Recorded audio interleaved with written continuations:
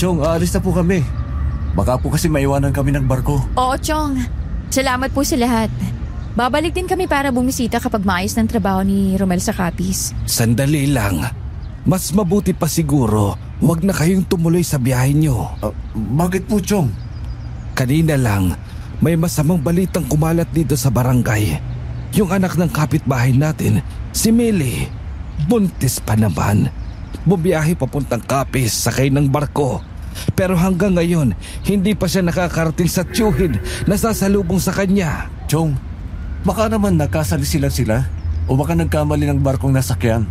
Pwede ring naligaw. Ay nako, baka sumama lang sa nobyo. Ako nga nakipagtanan kay Romel eh. Hindi, iha. Maayos ang usapan nila at wala siyang nobyo. Nabuntisan lang naman sa inuman yon. Tumawag ang tiyuhin niya. Naghintay ng matagal pero walang Millie na dumating. Ang mas nakapagtataka, sabi ng barko, kasama raw siya sa bumaba. Pero bakit wala siya sa pier? Nakakapagtaka nga, Chong. Nasaan na kaya siya? Baka naligaw lang talaga sa lawak ng Capiz. Romel, gusto kong maniwala dyan. Pero may isang pasaherong babae raw na nakatakas at nagsumbong sa pulis tungkol sa totoo raw na nangyari sa kanila. Pinagtawa na lang siya kasi gawa-gawa lang daw niya yun. Pero ang sabi niya, may nakasakay daw ng mga aswang sa barkong yun. Aswang? Chong, kahit ako hindi maniniwala doon. Walang aswang. Puro kwentong bayan lang yun eh. Totoo ang aswang, iha. Mismong lola ni Romel ang nagkwento sa akin noon tungkol sa karanasan niya. At isa pa, hindi ba ninyo alam? Capiz ang tinatawag na aswang capital ng Pilipinas. Marami raw aswang ang naninirahan sa lugar na yon. Hindi malayong may katotohanan ang sinabi ng babaeng yon. Kaya mas mabuti sigurong wag na kayong tumuloy pa kasi delikado. Naiintindihan ko po ang pag-aalala niyo, Chong. Pero malaking oportunidad dito para sa amin. Kailangan kong pumunta sa Capiz para sa trabaho. O siya, ganito na lang, Chong. Para sa ikapapanatag ng loob nyo, iiwasan namin yung barkong sinasabi nyo. Ano bang pangalan nun? Hindi ko alam ang pangalan. Pero sabi, gabi raw ito dumadaong at tumatanggap ng pasahero. Isang luma at halos kalawangin ng barko. Maaga naman po ang biyahe namin. Kaya wala kayong dapat ikabahala. Kailangan na po talaga namin umalis, Chong. Kung gano'n ay wala na akong magagawa. Pero ito, dalhin mo ang kwintas ng San Benito. Proteksyon mo yan laban sa mga masasamang elemento. Salamat po, Chong. Tara na, Romel. Baka mahuli pa tayo. Chong, aalis na po talaga kami. Basta wag po kayong mag-alala. Magiging maayos po ang biyahe namin. Sige, pero tandaan ninyo ang bilin ko ha. Wag na wag kayong magpapagabi sa biyahe. Siguraduhin ninyo na marami kayong kasabay na pasahero. At higit sa lahat, wag kayong basta-basta sasakay sa barkong hindi ninyo kilala. Lalo na kung kakaunti lang ang nakasakay. Mga kaaswang, ako nga po pala si DJ Popoy. Bisitahin nyo naman kami sa Aswang Radio. And please subscribe, like, comment, share, and ring the bell button para updated kayo sa aming mga kwento. Huwag kalilimutan, Aswang Radio.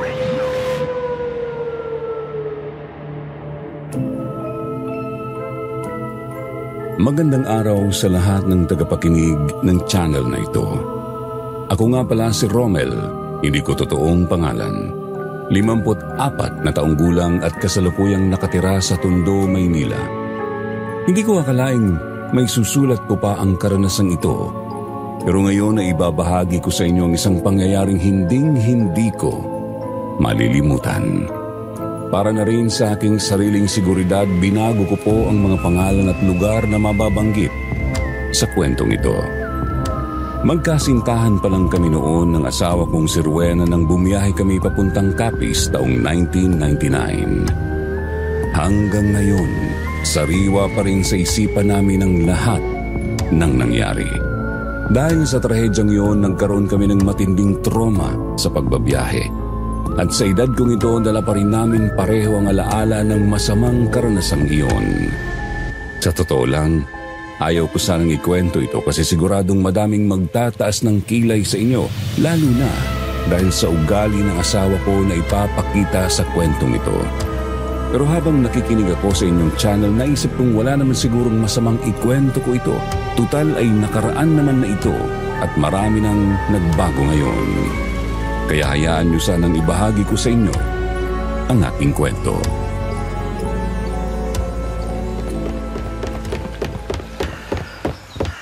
Romel, wala na ang barko! Naiwan na tayo! Tsa, may 5 minuto pa naman para mag-8 ah. Kasalanan mo to eh! Kung mas maaga tayong umalis, naabutan sana natin ang barko. Nakikipagchismisan ka pa kasi sa chewin mo eh. Hindi sana tayo maghihintay ng ilang oras dito. Mahal, kumalma ka nga. Huwag mo akong pagtaasan ng boses. Nakakaya sa maraming tao. Pinagtitinginan na tayo. Wala akong pakialam. Humanap ka ng paraan para makaalis na tayo. Nagsasaya ka ng pera sa pagbili ng ticket tapos naiwan lang tayo ng barko.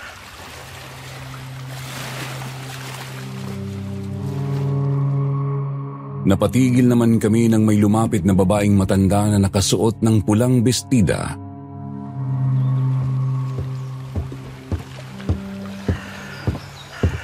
Iha, iyo.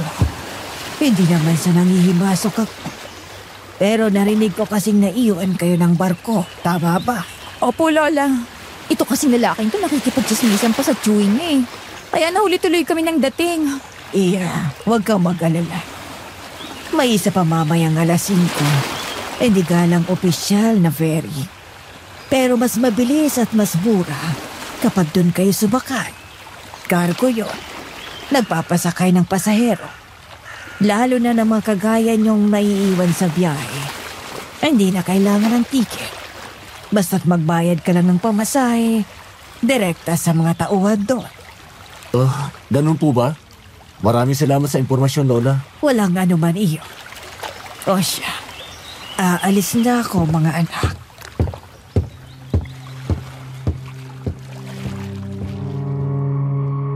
Pagkaalis ni Lola, sinamaan ako ng tingin ni Rowena.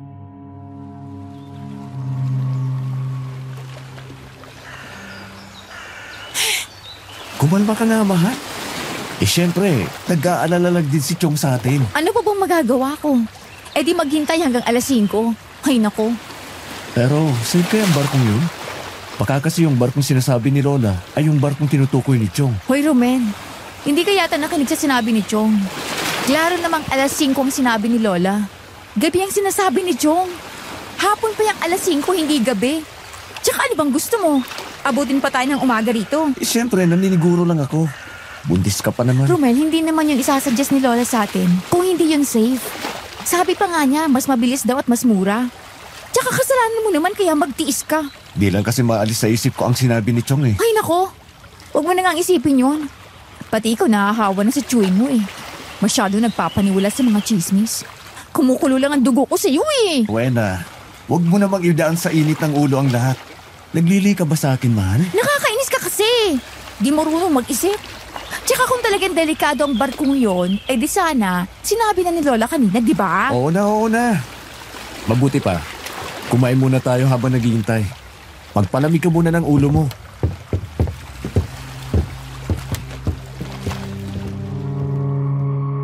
Nagpunta nga kami sa isang kainan para kumain.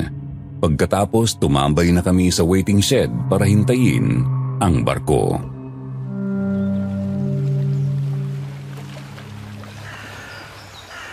Kuya, ate, huwag po kayong sasakay dyan. Delikado po ang barkong yan. Ha? Ano bang pinagsasabi mo, Totoy? May mga sumakay po dyan na hindi na nakabalik. Nakakita din po ako ng mga limaw sa barkong yan eh. Hoy bata, huwag kang gumawa ng kwento. Di mo kami matatakot sa mga ganyan. Teka. Totoo ba yung sinasabi mo, Totoy? Opo, maniwala po kayo.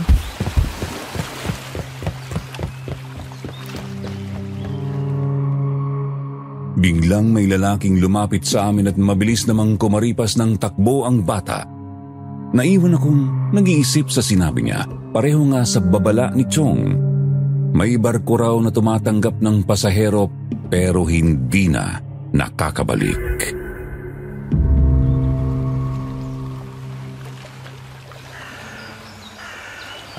Mawalang galang na sa inyo. Pwede bang malaman kung saan ang destinasyon nyo? Papunta po kaming Capiz. Sakto. Papuntang Capiz ang barko na yan. Kaya sumakay na kayo. Dali nyo.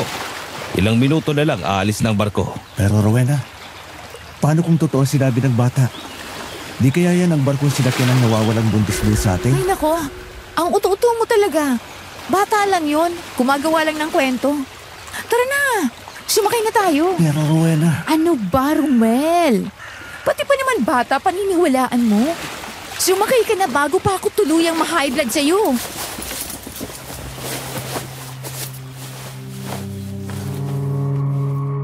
Wala akong nagawa kundi sumunod na lang kay Rowena. Baka nga kasi tama siya. Gawa-gawa lang ng bata ang kwentong yon. Tsaka gabi naman daw dumadaong ang barkong tinutukoy ni Chong. Kaya baka nga nagkakamali lang ako. Pinili kong huwag na lang maniwala at sumakay na rin kami sa barko.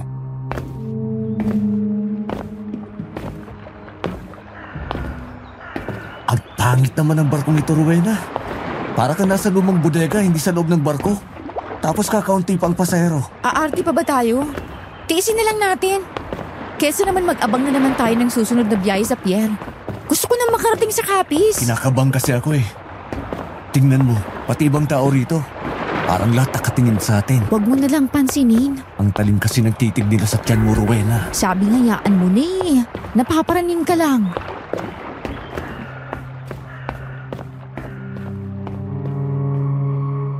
Sa bawat hakbang namin, ramdam ko ang bigat ng mga matang nakasunod. May ilang pang pasahero na nakatalukbong ang ulo at parang ayaw magpakita ng mukha.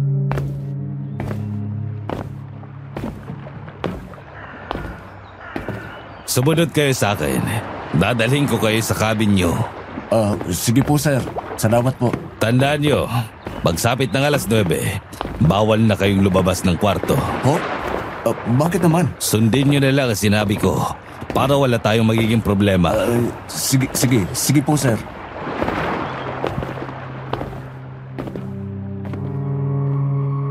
Nagkatinginan kami ni Rowena. Hindi ko alam kung matutuwa ako na may kwarto kaming tutulugan o mas kakabahan sa malamig na tono ng lalaki. Mas lalo akong nagtataka sa kakaibang pakiramdam ko tungkol sa barko. Nang buksan niya ang pintuan, nakita namin ang madilim na kwarto na ang liwanag ay galing lang sa labas. May 2 double-deck na kama, sapat para sa 4 na tao.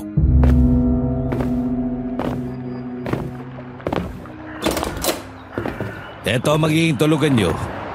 Salamat po, sir. Walang anuman. O siya, may ewan ko na kayo dito. Teka lang po. Ilang oras po bang biyahe papuntang Capiz? Kinabukasan na hapon. Nasa Capiz na tayo.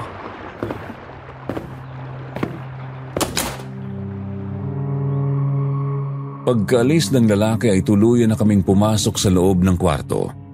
Hindi ko inaasahan na medyo maluwag pala ito. May maliit na mesa sa gilid, may bintanang nakaharap sa dagat kaya may ilaw na pumapasok sa kwarto. Pero kahit maayos ang itsura, may kakaibang lamig doon na parang gumagapang sa balat ko.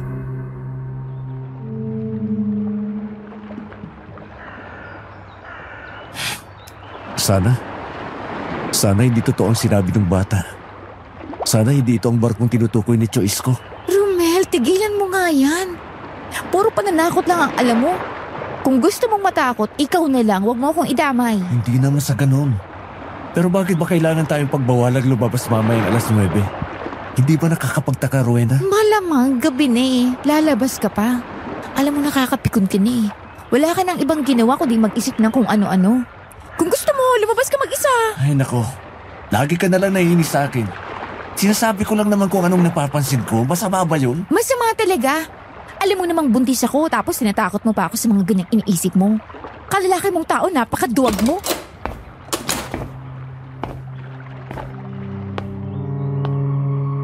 Napatigil kami nang biglang bumukas ang pinto at isang babae ang lumitaw. Halos kaedad ko siya. Maputla ang mukha at malamlam ang mga mata. Para bang ilang araw na siyang hindi natutulog. Nakasuot siya ng leather jacket at 7 colors na pantalon. Lalaking lalaki ang porma niya, pero mahaba ang buhok.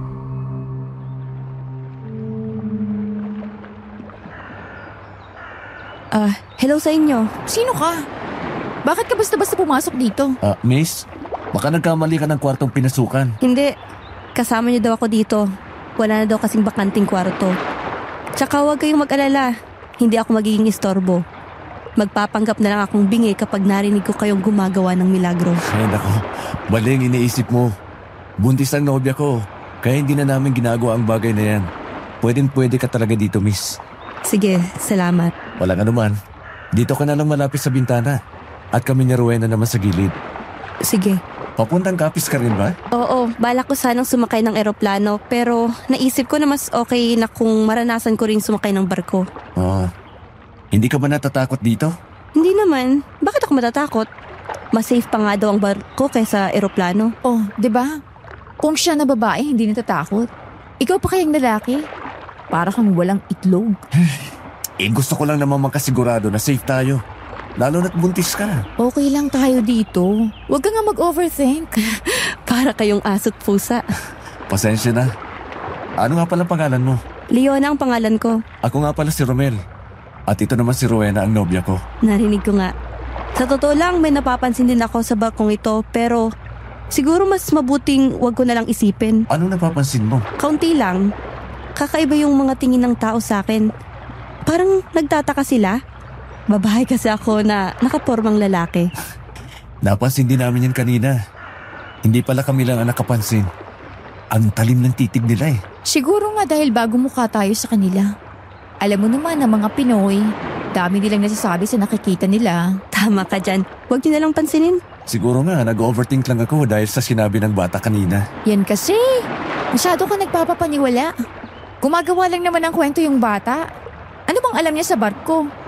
Halata namang laking lansangan lang yun. Oo na, Rowena. Tama na. Mabuti pa matulog na kayo para maaga tayong magising at maabutan ang sikat ng araw. Maganda daw talaga ang view sa labas ng barko pag umaga. Oo nga, Romel. Halika na, matulog na tayo. Sige. Good night, Leona. Ba, may pag-good night pang nadalaman. Good night lang naman. Ito namang mahal ko, nagsiselos agad.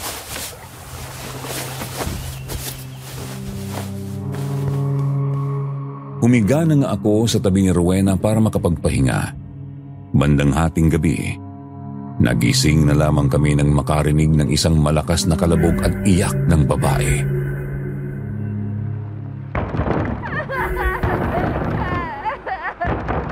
Ano yun, Romel? Bakit parang may umiiyak na babae sa labas? Sa kabilang kwarto yata nagagaling yun.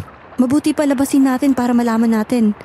Baka may nangangailangan ng tulong o di kaya may nag-aaway sa labas. Pero mahigpit na ipinagbabawal ang paglabas ng ganitong oras, di ba? Paano kung kailangan ng babae ang tulong natin? Di pa rin ba tayo lalabas? Tama si Leona. Mabuti pa labasin natin. Magdahan-dahan lang tayo para di tayo makita. Sige, Leona. Ako ang mauuna.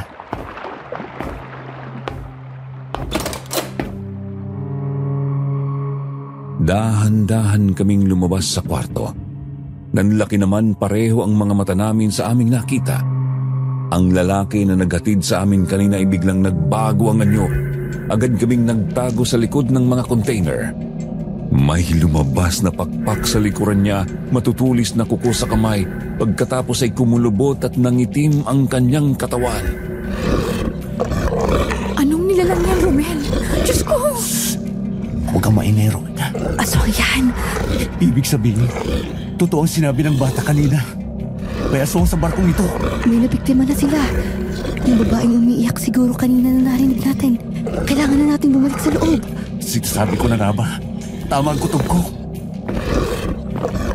Dahan-dahan kaming bumalik sa kwarto. Maingat naming sinara ang pinto kahit na takot kami noon. Halos hingalin kami sa kabat, tigil na paghinga namin. Nakita kong nanginginig si Rowena sa takot kaya niyakap ko siya agad. Si Leona naman ay nakasilip ng kaunti sa maliit na bintana. Uy, parating! Humiga kayo! Bilis! Sige. Diyos ko, Romel! Huwag kang gumalaw. Ipinikit ko ang mga mata ko. Nagkunwaring natutulog. Narinig ko ang pamilyar na boses ng lalaki. Bukas ng umaga, mag-stop over tayo sa Iloilo. Kailangan natin makabiktima ulit ng buntis para sa susunod na araw. Bukas ng gabi naman, ang buntis sa kwartong ito ang isusunod. Diyos ko! Rowena, huwag kang maingay. Wala na sila. Umalis na. Ako daw ang isusunod nila. Diyos ko, ano nang gagawin natin, Romel? Ayoko pang mamatay. Huwag kang mag-alala. Gagawin ko ng paraan. Puprotektahan kita. Kasalanan mo to eh. Kung nakaalis lang tayo kanina, hindi sana tayo makakasakay sa barkong to. Teka, bakit ako ang sinisisi mo? Ikaw naman ang may gustong sumakay dito. Ni hindi mo ako pinaniwalaan. Nung sinabi kong may kutob ako, na totoo ang sinasabi ng bata. Eh kasi wala na tayong choice. Aabutin pa tayo ng kinabukasan kung maghihintay pa tayo. At sino ba naman ang mag-aakalang totoong sinabi ng batang yun? Kaya nga, pareho tayo may mali. Kaya sana huwag mong isisi sa akin ang lahat. Ikaw rin naman ang nagpumilit sa akin para tanggapin ang trabaho sa Capiz, di ba? Malamang. Eh paano mo kami mabubuhay dun sa inyo? Wala ka namang trabaho. Pa-extra-extra ka lang sa palaya ng tiyuhin mo. Gusto ko na magkaroon ng magandang buhay, Romel. At patunayan sa pamilya ko na hindi ako gagapang sa hirap dahil pinili kita. Oo nga. Kasalanan ko na lahat. Kasalanan ko kasi mahirap lang ako. Oy, tumigil na kayo. Hindi ngayon ang oras para mag-away. At hindi rin dapat kayo magsisihan kasi pare-pareho lang tayong naging biktima. Niloko lang tayo. Yung matandang babae sa pier, siya nagsabi na pwede tayong sumakay sa barkong ito. Si Lola Leonora? Yung matandang babae na nakasuot ng pulang bestida sa pier? Oo, siya nga. Kilala mo siya? Nilapitan ko kasi siya kaninang umaga para magtanong kasi nga naiwan ako ng barko. Siya din ang nagsabi sa akin na sumakay sa barkong ito. Naluko yata tayo ng matandang yun. Wala na tayong magagawa, Romel. So ano nang gagawin natin ngayon? Ako ang isusunod nila. Mag-isip ka ng paraan, Romel. Sugurin ko na lang kayo yung lalaking aswang. Magwan-unuan kami. Itakas mo na lang si Rowena Leona. Tumakas kayo. Hayaan niyong ako ang harapin ng lalaking yun. Romel, paano kami tatakas sa gitna ng dagat? Mas mapapahamak tayo sa gagawin mo. Hindi lang siya nag-iisa. Maraming nakasakay na aswang sa barkong ito. Aswang sila, tao lang tayo at wala tayong panlaban. So anong gagawin natin? Hindi nila pwedeng saktan si Rowena. Magkakamatayin muna kami. May naisip ako. Kailangan nating magkunwaring walang alam sa ngayon at bukas tayo tatakas. Narinig niyo na rin naman, di ba? Hihinto ang barko sa Iloilo. Kaya ito ang pagkakataon natin. Paano tayo tatakas, Leona? Basta, gagawa tayo ng paraan. Huwag kayong mawawalan ng pag-asa. Makakatakas din tayo dito.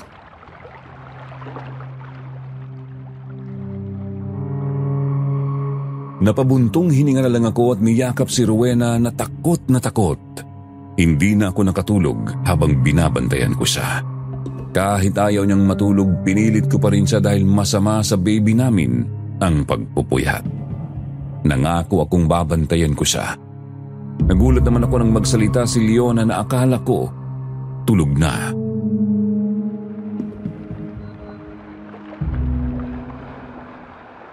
Romel, bakit di ka pa natutulog? Paano ko makakatulog nito? Nasa panganib ang buhay natin ngayon. Lalo na ang aking asawa at ang aking anak. Romel, matulog ka na. Kailangan mo ng lakas para bukas. Huwag kang mag-alala. Wala naman silang gagawin kay Rowena sa ngayon. Basta kailangan na natin makatakas dito. Bukas, pag nakarating na ang barko sa Iloilo. Hintayin ko na lang ang umaga. Matulog ka na lang dyan, Leona. Halata kasi sa mga mata mong puyat ka eh. 1 buwan din kasi akong nagpuyat kakabantay kay nanay sa ospital. Ha? Nasa ospital ang nanay mo? Oo. May sakit kasi si nanay na hindi matukoy ng doktor. May nagsabi sa akin na baka nakulam siya. Kaya kailangan kong pumunta sa Capiz para hanapin ang veterinaryang albularyo na si Suzima. Naniniwala kasi akong siya lang makakapagpagaling kay nanay.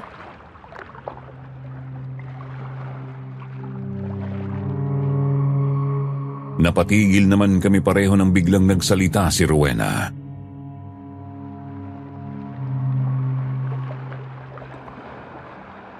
Hindi. Hindi. Huwag niyo ako saktan. Rowena? Mahal. Nananaginip ka. Gising. Yugin mo ang katawan niya. Binabangungot siya.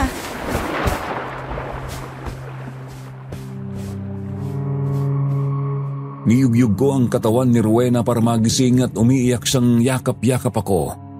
Napaiyak na din ako dahil sa sobra akong naaawa sa kanya.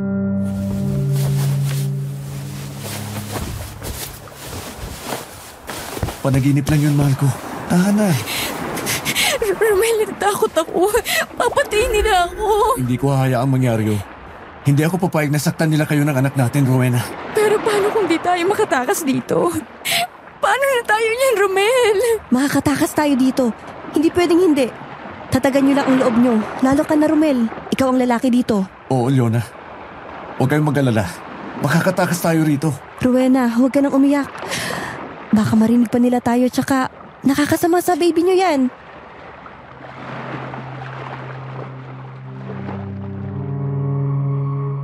Kinaumagahan, nagising kami at agad na bumangon. Napatingin kami sa isa't isa at sumilip si Leona sa maliit na bintana.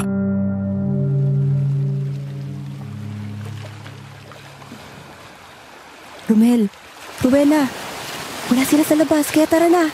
Lumabas na tayo. Sigurado ka, Leona?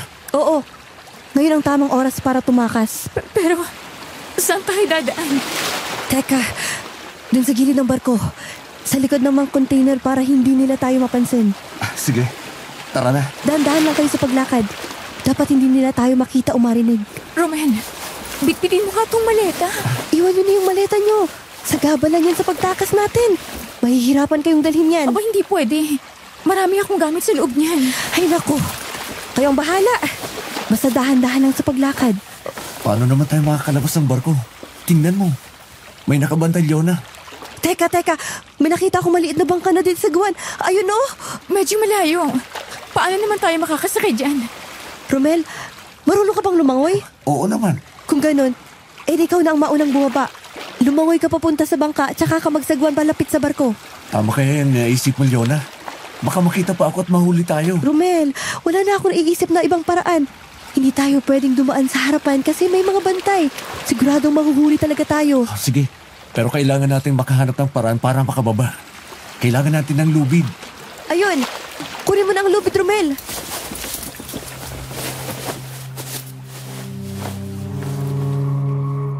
Dahan-dahan akong lumapit sa gilid ng cabin. May nakalagay na lubid doon. Nakita ko rin na binuksan ni Leona ang bag niya at kinuha ang 2 jacket.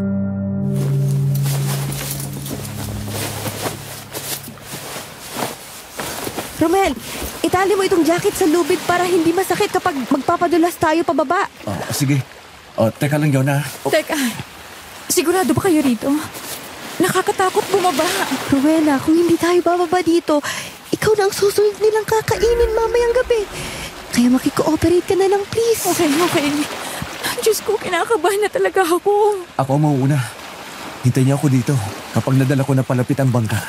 Diyos ko, sana kayanin natin. Kakayanin natin to, mahal ko. Magtiwala ka lang, okay? Para sa baby natin. Magpakatatag ka. Oo na, sige na. Bilisan mo na, Romel. Baka maabutan pa tayo. Romel, dahan-dahan lang sa pagtapon ng lubid. Baka tumalsik ang tubig at makagawa pa tayo ng ingay.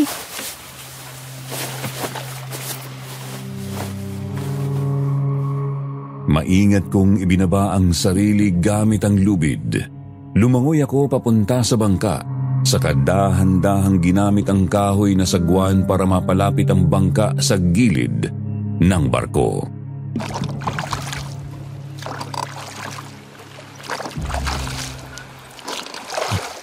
Malapit na. Hawakan niyo lang ang lubid. Sige, ikaw nang susunod, Rowena. Ako nang mahuhuli. Teka. Kinakabahan ako. Humawak ka lang ng mahigpit sa lubid at magpadulas ka ng dahan-dahan. Sige lang, mahal. Nandito ako sa baba. Sasaluhin kita. Diyos ko, nangiginig ang tuhod ko. Malapit na, mahal. Kunti na lang. Romel, hawakan mo sa bewang si Rowena.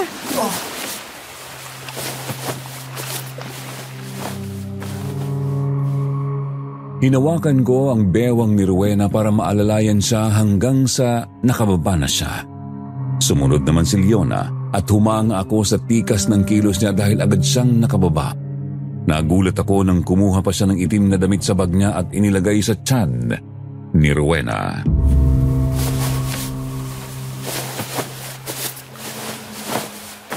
Leona, anong ginagawa mo? Kailangan mo ito para hindi nila maamoy ang tiyan mo. Salamat sa concern mo, Leona. Walang problema. Sige na, Romel. Magsaguan ka na. Baka maabutan pa nila tayo. Sige. May nakita akong baybayin. Doon tayo, Romel. Bilisan natin. Romel, nahihirapan ako. Hinahapo ako. Sige, Rowena. Teka, yung maleta. Naiwan natin ang maleta sa barko. Oo nga, Romel. Ang maleta. Huwag yun ang intindihin yun. Nakita na nila tayo. Bilisan na natin.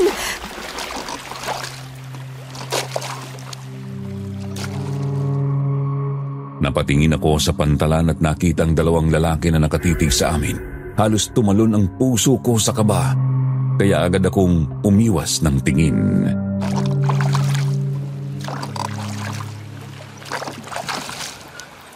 Nakatingin sila sa atin. Yan ang nga bang sinasabi ko eh. Dali, bilisan na lang natin. Pero sabi ni Chong Isko, sa gabi lang aktibo ang mga swang. Hindi sila nakakalipad ng umaga. Kaya malabong mahabol pa nila tayo. Hindi nang alam ko. Tsaka malawang paandarin pa nila ang barko para habulin lang tayo. Lalo na tumatanggap na ulit sila ng pasahero. Bilisan na lang natin ang pagsagwan. Malapit na tayo sa baybayin.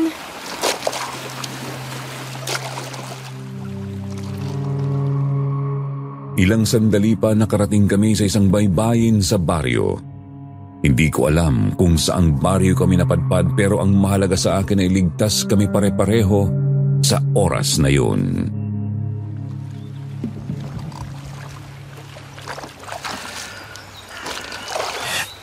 Salamat naman sa Diyos. Ligtas na tayo. Nakalayo na tayo sa mga aswang na yun. Pero nasan tayo? Anong lugar to? Nasa Iloilo na tayo. Hindi ako sigurado kung anong pangalan ng lugar na ito pero sa tingin ko ay isa tong maliit na baryo. Mabuti pa. Pumasok tayo sa eskinitan yun. Daan yata yan palabas ng kalsada.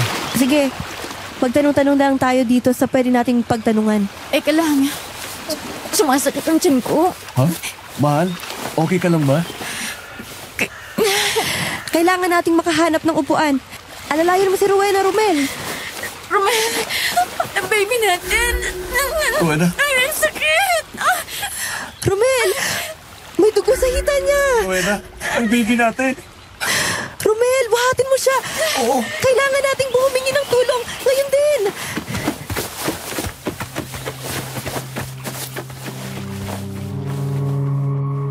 Agad kong binuhat si Rowena at mabilis na tumakbo papasok sa isang eskinita. Sa unahan may nakita kaming maliit na bahay kubo.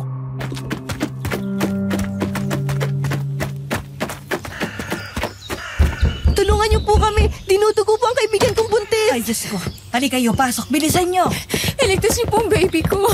Iligtas niya siya. Manang.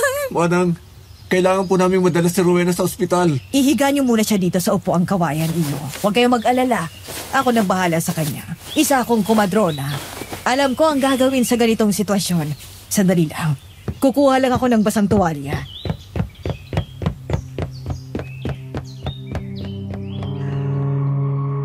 Pagkahiga ko kay Rowena ay nawalan naman siya ng malay. Pinunasan naman ng matanda ang dugo sa magkabilang hita niya. Pagkatapos ay itinaas niya ng kaunti ang damit ni Rowena sa kamaingat na hinihipan ang tiyan nito. Dinuraan niya ng bahagya ang daliri at ipinahid yun sa pusod ni Rowena habang may ibinubulong sa hangin.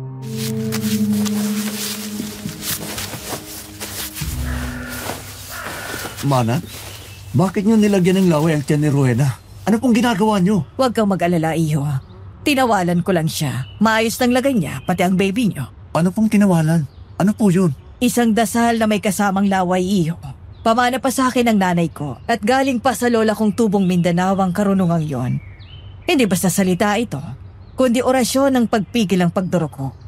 Ang laway ng gumagamot ang nagsisilbing daluya ng bisa ng tawan. Ibig sabihin, albularyo po kayo? Nakakapagpagaling kayo ng iba't ibang sakit? Hindi, anak.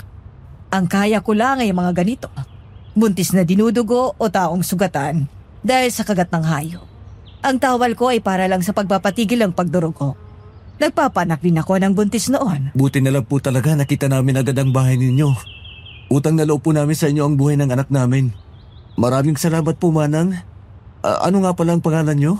Mirna, iyo. Ang pangalan ko ay Mirna. Manang Mirna. Ako nga po pala si Romel. At ito po ang nobya kong si Rowena. Ito naman po si Leona, kaibigan namin. Ganun pa. Eh bakit kayo napadpa dito? At may dala pa kayong malalaking bag. Saan ba kayo galing? Malayo pa kabahayan mula rito. At bago sa akin ang mga mukha ninyo. Ganito po kasi yun. Sige lang, sabihin mo na iyo. Bibiyay po sana kami kahapon ng umaga papuntang Capiz. Kaso naiwan po kami ng barko na dapat sasakyan namin may nagsabi naman po na may isa pang biyayang bandang 5:00 ng hapon. Kaya nagdesisyon kami sumakay doon. Hindi po namin nakalain ang barkong yun may mga aswang. Ano ka mo, mga aswang? Opo. Alam ko pong mahirap paniwalaan. Pero totoo po ang sinasabi ko. Nakita mismo ng mga mata namin. Buti nga po at nakatakas pa kami mula roon Diyos ko. Mga aswang nga pala talaga. Matagal ko nang naririnig ang mga kwento tungkol sa kanila. Pero hindi ko akalain na may makakadaupang palad akong aktwal na mga biktima nila mismo. Ibig niyo pong sabihin? Naniniwala rin kayo, Manang? Oo naman iyo. Hindi lang kwento-kwento ang mga yon. Totoo ang mga aswang. Pero hindi ko akalain na pati sasakyang pandagat gagamitin nila para mambiktima. Laganap talaga ang mga aswang, lalo na sa Capiz noon, bago pa dito sa lugar namin. Hindi ko rin po talaga akalain na totoo ang mga aswang. Narinig ko lang po yun sa mga kwento ng tiyuhin ko Ang mabuti pa ay paghahanda ko muna kayo ng makakain. Halata sa inyo na gutom at pagod na pagod kayo. Tsaka na natin ituloy ang usapan. Sige po, Manang. Salamat po.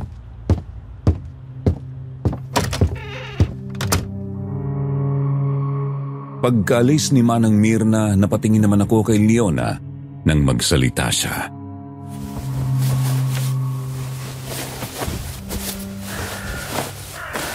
Romel, tingnan mo si Rowena. Parang nananaginip siya.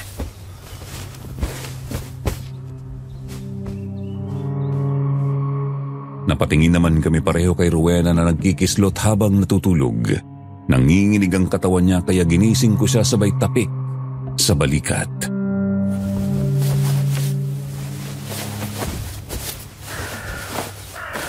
Rowena? Mahal? Hindi. Ang anak ko. Huwag ang anak ko. Rowena. Huwag ang anak ko. Gising, mahal. Binabangungot ka. Yugyugin mo ang katawan niya.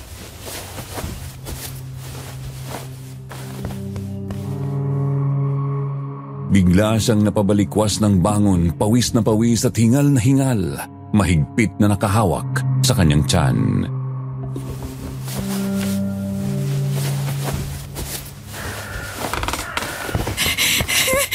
Romel, ang anak natin. Ligtas na tayo, Rowena. Huwag ka na mag-alala. Ligtas ang anak natin. Nandito tayo kay Manang Mirna. Siya ang nagligtas sa anak natin.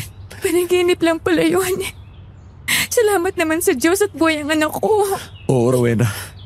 Buhay si baby. Matapang ang baby natin. Kumapit siya ng gusto sa'yo. Kawawa naman ang anak ko. Nadamay pa sa sitwasyon natin. Mga walang hiyang aswang na yun. Muntik na mawala ang anak natin dahil sa kanila. Mahal, kumalma ka. Wala na sila. Malaya na tayo sa kanila. Patawarin mo ako, Romel. Kasalanan ko lahat to Kung nakinig lang sana ako sa'yo, hindi sana tayo nakasakay sa barkong yun. Dahil sa katigasan ng ulo ko, muntik pa mawala ang anak natin. Na mahal. Nangyari na. Wala na tayong magagawa. Huwag mo akuing mag-isa.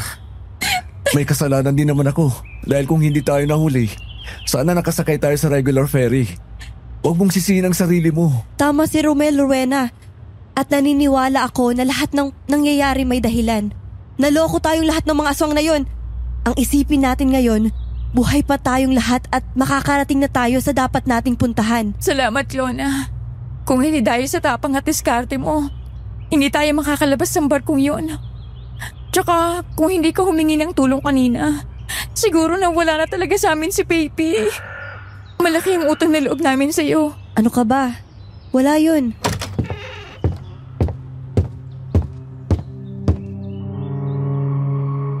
Lumapit naman si Manang Mirna sa amin na nakangiting tumingin kay Rowena.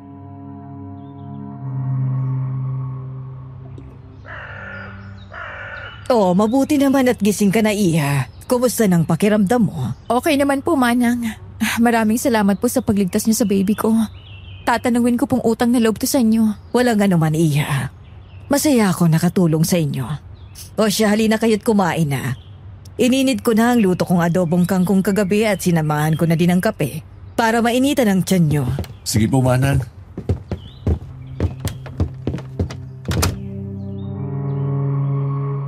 Pagkaupo namin sa harap ng mesa, namuo ang katahimikan sa pagitan namin dahil parehas talaga kaming gutom at nakatuon lang sa pagkain.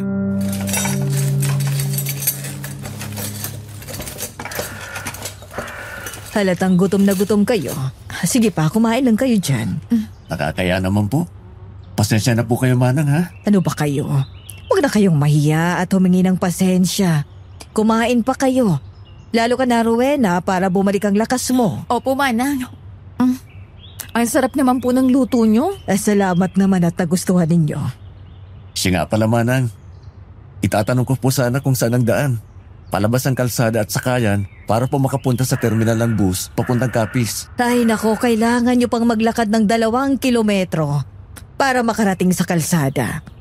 Doon kayo makakasakay ng tricycle papuntang terminal. Malayo po talaga kami. Maigit 3 oras ang biyahe ng bus galing Iloilo papuntang Capiz, Romel. Kung ganun, hindi na po kami dapat magtagal dito. Kasi baka abutin po kami ng gabi.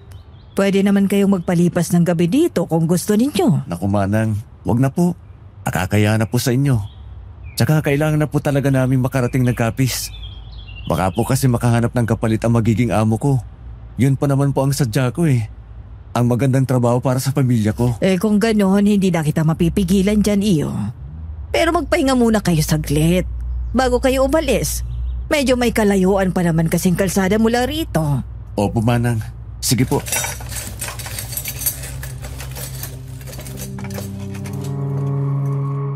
Pagkatapos naming kumain, bumalik kami sa sala at naupo sa upuang kawayan.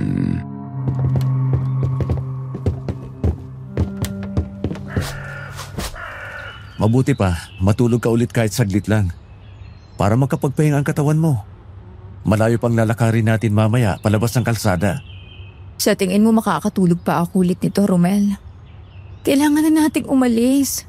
Hindi tayo pwedeng maabutan ng gabi sa lugar na to. Pero hindi ka pa okay, Rowena. Dinugo ka kanina. Romel, sapat na sa akin na nakatulog ako kanina. Okay na ako. Hindi ako mapakali hanggat di tayo nakakarating sa Capiz ng ligtas. Ayoko mangyari ulit sa atin ang nangyari sa barko. Kung hindi pa tayo aalis dito, gagabihin tayo. Kahit sabihin mo na wala nang mga aswang na yon, delikado pa rin kasi wala tayong kakilala rito. Tama si Rowena, Romel. Kailangan na nating umalis. Hindi rin natin sigurado kung safe ang lugar na to, lalo na sa gabi. Oo. Sige. Aalis na tayo.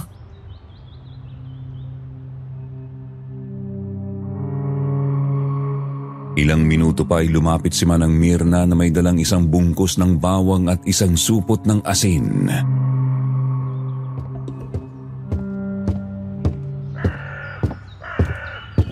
Dalhin nyo ito.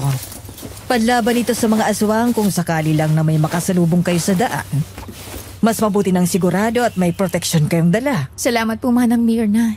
Salamat po talaga sa lahat. Wala yun, anak. Ang mahalaga ay ligtas kayo. Siya nga po pala, Manang. May kutsilyo po ba kayong maliit dyan o kahit balisong? Ha? Anong gagawin mo sa balisong, Rowena? Panlaban kung sakaling may aswang sa daan. Gusto ko makasigurado na ligtas kami ng anak ko. Tama ka, Rowena. Teka lang, kukuha ko sa kusina. May 2 balisong naman ako doon. Sige po.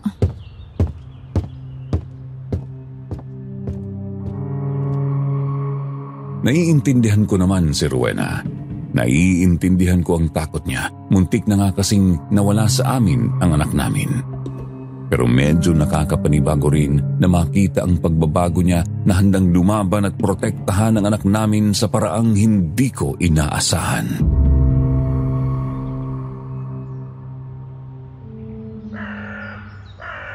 Ang bait talaga ni Manang, no? Oo, pero simula ngayon huwag na tayong basta-basta magtitiwala sa mga tao, ha? Hindi natin alam kung sino ang pwede nating pagkatiwalaan. Wala naman ako nakikitang kaduda-duda kay Manang. Hindi siyang ibig kong sabihin.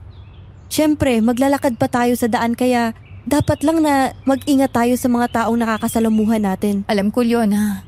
Kaya nga hinahanda ko ng sarili ko sa lahat ng pwedeng mangyari. Hindi ko hahayaang masaktan ng kahit sino ang anak namin. Hindi ko kakayanin mawala ang baby ko sa akin. Hindi ko rin hayaan na mangyari yun, mahal. Poprotektahan ko kayo ng baby natin. Heto na nga palang balisong iha. Tigisa na kayo mag-asawa para naman magawa niyong protektahan ng anak ninyo kung sakali. Salamat po, Manang Mirna. O siya, tutuloy na po kami. Sige, maglakad lang kayo palabas sa eskinita na yan. Tapos pumara kayo ng tricycle. Magpahatid kayo sa terminal. Alam naman nilang terminal papuntang Capiz para dun kayo ibaba. Opo, Manang. Aalis na ho kami. Baka po kasi gabihin kami sa daan. O sige, mag-iingat kayo ha.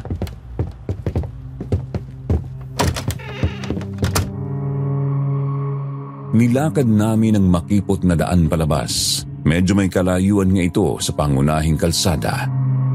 Tahimik ang paligid, para bang walang ibang tao.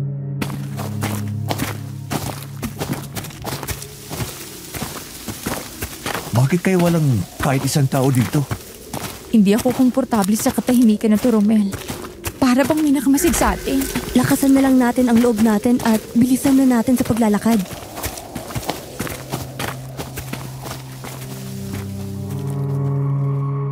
Biglang lumakas ang hangin at ang mga dahon sa paligid ay nagliliparan sa aming mga paa. Napatingin kami sa paligid at nagulat nang may pusang itim na tumawid sa harapan namin.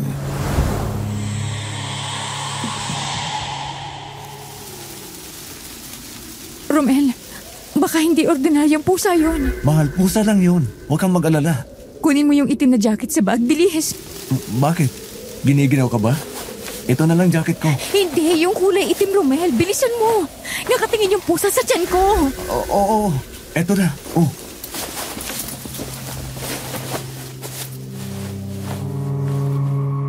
Kinuha ni Rowena ang jacket at maingat na ipinantakip yun sa kanyang tiyan. Marahan pa niyang hinaplos ang tiyan niya kaya parang nakaramdam ako noon ng kung ano sa dibdib ko. Sa kabila ng kabang nararamdaman namin dahil sa kakaibang katahimikan sa paligid, nakaramdam ako ng tuwa. Hindi ko akalaing makikita ko ng ganun ang asawa ko.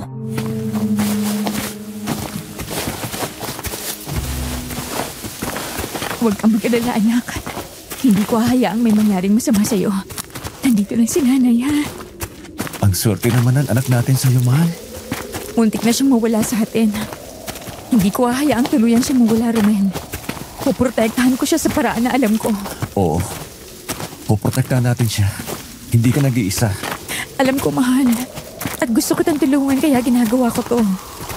Nakikita ko ng kalsada.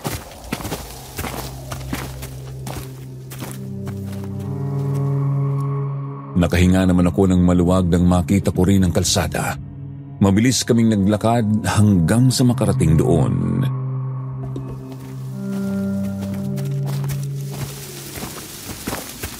Sa wakas, nandito na tayo. Hinihingal ako. Ang layo ng nilakad natin. Pero ang importante, makakasakay na tayo papunta sa terminal. Oo nga, Rowena. Kailangan na natin makahanap ng tricycle. Pero parang walang dumadaang tricycle dito, Romel. Maghintay lang tayo ng saglit, Leona.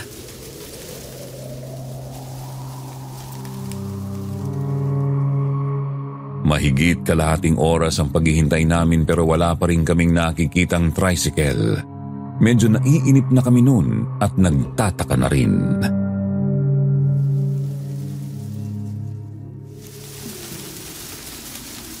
Romel, bakit kaya walang dumadaan na tricycle? Meron yan. Maghintay na lang tayo dito. Kailangan lang ng pasensya. Nakakapagtaka lang kung bakit konti ang dumaraan dito. Tapos walang kabahayan. Puro damuhan lang nakikita ko tsaka bakanting lote. Siguro malayo talagang lugar na ito sa bayan. Hindi tayo pwedeng gabihin dito. Teka, ayun! May tricycle na papunta rito. Oo nga. Parahin natin.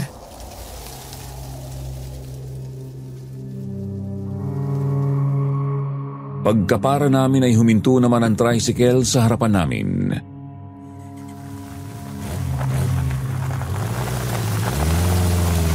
Manong, pwede po ba kami sumakay? Papunta po kami sa terminal ng bus papuntang Capiz. Sige, iho. Sumakay na kayo. Ay, salamat naman. Makakaupo na rin sa wakas. Sa likod na lang ako ni Manong. Sige, Leona. Okay na ba ang lahat? Okay na po, Manong. Tara na po.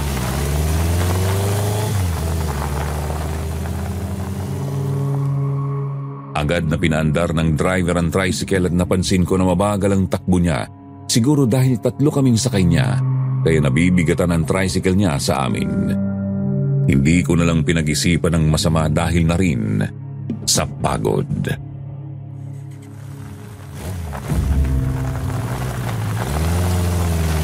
Bakit kayo walang mga bahay sa dinadaanan natin?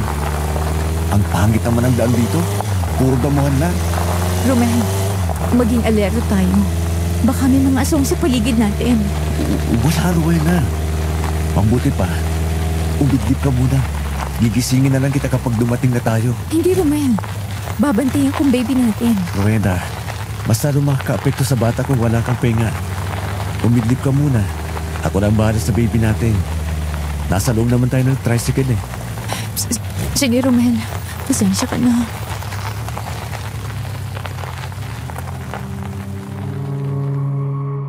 Hindi ko napansin na ilang saglit lang ay nakatulog na pala si Rowena maya-maya, habang nakasandal ang ulo niya sa balikat ko. Hindi ko na malayang tumulo ang luha sa mga mata ko. Kung hindi lang ako pinanganak na mahirap, di sana hindi na namin kailangang makipagsapalaran sa kapis. Ilang sandali pa, huminto na ang tricycle kaya ginising ko si Rowena para makababa na kami.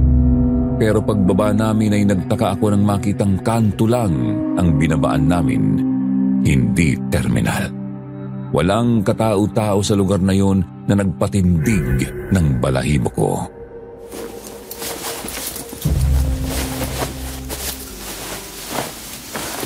Manong, nagkamali po yata kayo.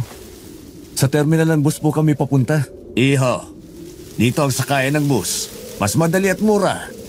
Kung sa terminal pa kasi kayo pupunta, wala nang schedule doon. Umaga pa bumibiyaya ang bus papuntang Capiz. Hintayin nyo na lang dito ang bus mamayang 4:00 ng hapon. Teka lang, narinig ko na to eh. Oo nga. Pinagluloko niyo ba kami, Manong?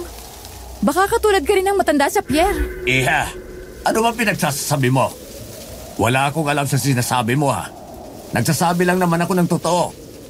Ngayon, kung ayaw niyong maniwala, pagpatid na lang kayo sa ibang tricycle. Kailangan ko nang umuwi. Teka! Manong! Manong! Nakalayo na siya, Rowena. Diyan naman oh. Baka naloko na naman tayo. Kung talagang naloko na naman ulit tayo, sigurado may mga aswang sa bus na sinasabi niya. Teka, baka napapraning lang kayo dahil sa nangyari. Huwag kayong magpanik agad. Ewan ko ba, Leona. Ganito kasi yung naramdaman ko nun sa barko. Iba ang kutob ko eh. Kung ganun, huwag tayong sasakay sa bus na sinasabi niya.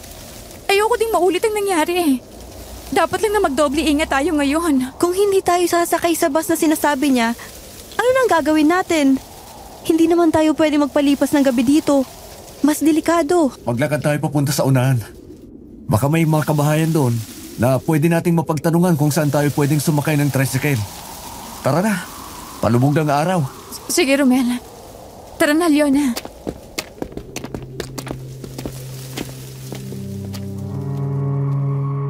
Malayo na ang aming nalakad pero walang dumating na tricycle. Wala rin kaming nakitang mga bahay sa paligid.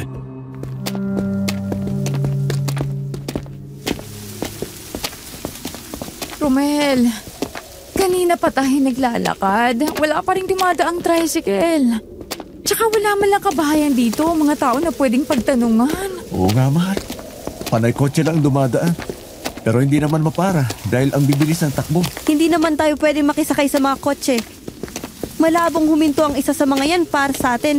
Tsaka mas delikado na baka kung saan pa tayo dalhin. Oo nga. Tsaka baka aswang din ang mga yon. Tapos iligaw lang tayo. Kakainin nila kami ng anak ko. Mga tuso pa naman ng mga aswang na yon. Tingnan nyo! Parang may bus na paparating.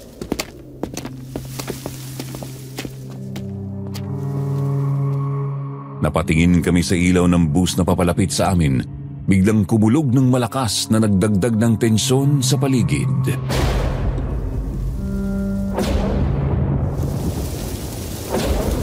Romel, uulan na yata. Wala na tayong choice. Mas mabuti pang sumakay na tayo sa bus kaysa maabutan ng ulan dito. Sige, may bawang atasin naman tayo kung sakaling may aswang sa loob ng bus na yan. maging alerto na lang tayo ha. O sige, sasakay na tayo dyan. Hindi naman yata yan yung bus na sinasabi ng driver. Kasi di ba nag-aabang pa dapat yun doon? Inakalayo na tayo doon sa pinaghintuan natin eh. Tama ka, Romel. Tsaka may mga pasahero naman pala sa loob. Normal naman kung titingnan ng bus. Wala namang kakaiba. Umaambon na, Romel. Hindi tayo pwedeng maulanan dito, lalo na ako. Maapektuhan ng bata sa tiyan ko pag nagkasakit ako. O sige, tara na. Sumakay na tayo.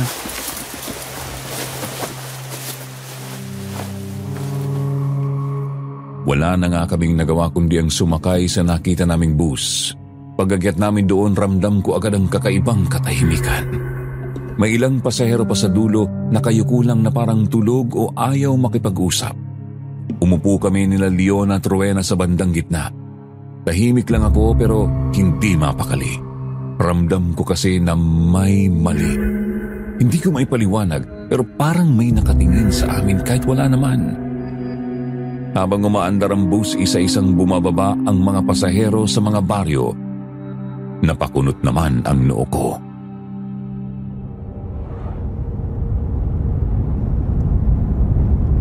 Romel? Ha? Bakit isa-isang bumababa ang mga pasahero? Oo nga. Napansin ko rin. Baka naman hindi non-stop bus ang nasakyan natin. May mga bus kasi na kahit malapit lang, pwede namang magbaba ng pasahero.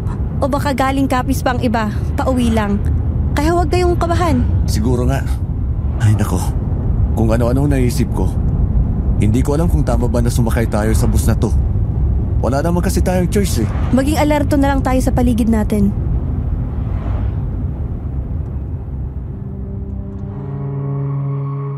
Lumipas ang ilang oras, tuloy-tuloy naman ang pagbaba ng mga pasahero kaya hindi na ako naging komportable. Lalo na si Rowena.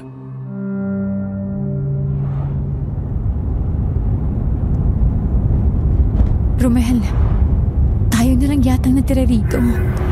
Hindi ako komportable. Nakakaduda na. Imposible naman na walang bababa sa terminal ng Capiz. Oo nga, mahal. Yan din ang naisip ko. Teka, mali na yata ito. Kailangan na nating ihanda ang sarili natin kung ano man ang posibleng mangyari. Teka, bakit parang bumabagal ang takbo ng bus? Oo nga. Parang hihinto yata tayo eh. Wala na namang ibang pasahero, di ba?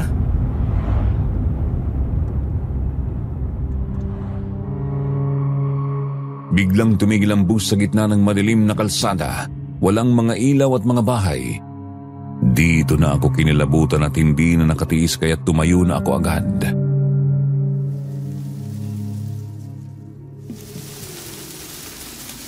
Kuya, bakit huminto tayo? Magpapahinga lang tayo. Napasinghap kaming tatlo nang marinig namin ang pamilyar na boses na yon ng isang lalaki. Agad na nagtindigan ang mga balahibo namin ng mga sandaling yon. Hindi kami pwedeng magkamali. Nahapit ko kaagad noon ang bewang ni Rowena. Teka, bakit pamilyar ang boses? Romel, kaboses niya yung lalaki sa barko.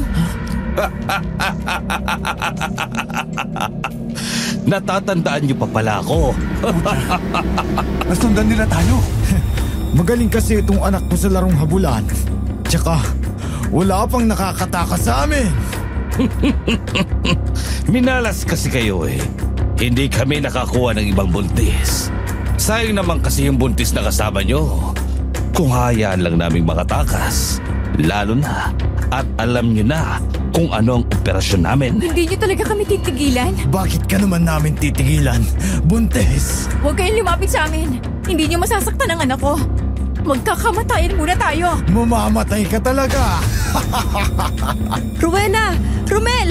Kailangan na nating lumaban! Oo, Leon. Hanggat kaya ko, lalaban ako para sa anak ko. Dito kayo sa likod ko. Ako papatay sa aswang na yan. Ang dami niyong saksak. Amang! Sugurin na natin sila!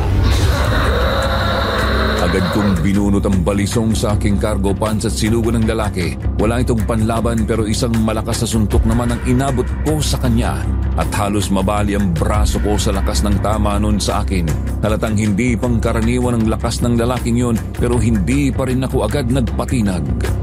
Sinaksak ko siya sa balikat at agad na umagos ang itim na dugo niya mula doon. Leona! Rowena! Hanapin niyo yung exit sa likod! Bilisan niyo! Pero Romel, hindi kita iiwan dito. Bilisan niyo na! Umalis na kayo! Hinila ni Leona si Rowena papunta sa emergency exit pero hinarang sila ng driver at hinablot ang buhok ni Rowena. Napasigaw ang asawa ko sa sakit.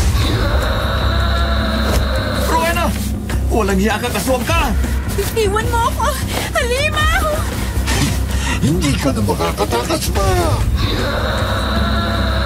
Agad na binunot ni Rowena ang balisong sa gilid ng bag at sinaksak sa balikat ang lalaki kaya napatras ito at napasigaw.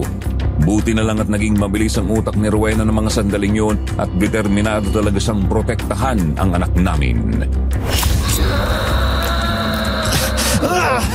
Hayop kang babae ka! Agad namang hinampas ni Leona ng fire extinguisher ang mukha ng driver. Saka sinipa ni Leona ang pinto hanggang bumukas. Tumalon silang dalawa palabas ng bus. Naiwan ako sa loob kasama ang konduktor. Sinuntok niya ako sa sikmura at sinakal ako.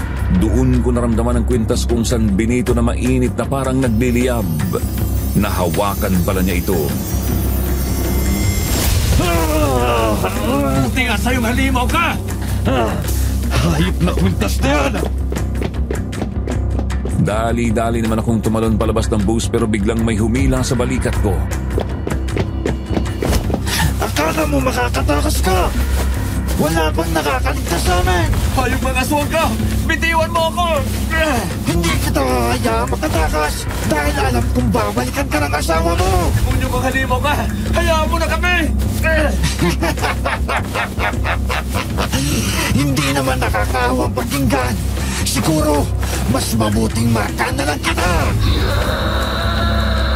Halos mabali ang buto ko sa lakas ng pagkakahawak niya sa akin. Malapit na niya akong kagatin nang biglang bumalik sina Rowena at Leona. Hindi nga nagkamali ang aswang sa sinabi niya kanina. Umalis ka dyan! Hayop ka! Bitiwan mo si Romel! Sinasabi ko na nga ba? Babalik ka! Sige! Bibitiwan ko siya kung sasama ka sa amin! Agad na kinalkal ni Rowena ang bag niya. Doon lang namin naalala may dala pala silang bawang at asin mula kay Manang Mirna. Sa sobrang kaba kanina nakalimutan nila ang tungkol doon. Etong napapagay sa'yo! Romel, tara na! Takbo! Salamat!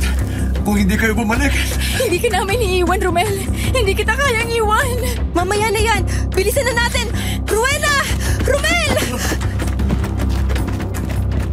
Sabay-sabay kaming tumakbo palayo sa bus. Nakita ko naman ang konduktor na lumabas ng bus at nagbago ang anyo. Agad namang kaming nakapasok sa kakahuyan. Wala na kaming ibang mapagtataguan kaya kahit madilim doon sa tinahak naming daan ay tiniis namin. Mabuti na lang at may sinag ng buwan na nagsilbing gabay sa dinadaan namin. Hingal na kami. Bigla namang napahinto si Rowena at napahawak sa tiyan niya. Rowena, kaya mo po ba? Oo, kaya ko pa. Medyo sumakit ng cotton tiyan ko pero huwag kang mag-alala. Kaya ko to. Dito muna tayo. Halika! Magtago tayo sa likod ng punong to. Sige, sige. Kumawa ka sa balikan ko, mahal. Aalalayan kita. Kumawa ka rin sa akin, Rowena. Agad naming inalalayan si Rowena at sumiksik kami sa likod ng malaking puno. Doon kinalkal ni Leona ang bag niya at kinuha ang asin. Sabuyan natin sarili natin, bilis! Bakit huli na natin naisip to? Kanina pa pala nasa bagang asin at bawang. Kasi siguro, blanco ng isip natin kanina sa pag-atake nila. Nadala tayo sa takot. Oo, Romel. Kahit anong paghahanda ang ginawa ko, nadala din ako sa takot. Parehas lang tayo. Pero ang mahalaga, nailigtas pa din natin ang mga sarili natin. Oo nga. Sige na. Ubusin na natin ang asin sa katawan natin. Teka, huwag kayong maingay. Naririnig niyo ba yun? Malapit na sila sa atin. Lumilipad sila. Rinig ko ang pagaspas ng pakpak nila. Hanggat maaari, huwag tayong gumawa ng ingay. Mga demonyo talaga mga aswang na yan. Shhh! Dahan-dahan tayong sumiksik sa damuhan para hindi nila tayo makita. Gumapang kami papasok sa mahahabang damo. Halos hindi na iniisip kung may ahas ba roon. Ang mahalaga, hindi nila kami makita. Alalang-alala ako kay Rowena noon, kaya talagang todo ang pag-alalay na ginawa ko sa kanya. Siya ang pinupurterya ng mga walang hiyang aswang na yun, kaya sigurado akong hindi agad nila kami pakakawalan.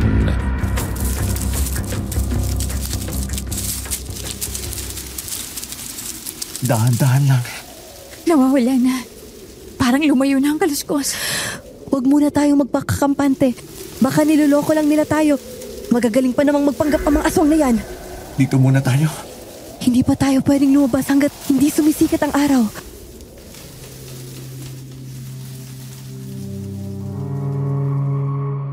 Dumaan ang ilang segundo at ang oras. Hindi ko na malayang nakatulog na ako dahil sa sobrang pagod at ganun din sila. Nagising naman kami kinabukasan ng umaga. Medyo nagtaka pa ako noon dahil parang hindi yata kami naamoy man lang ng mga aswang. Pero ipinagpasalamat ko na lang yon.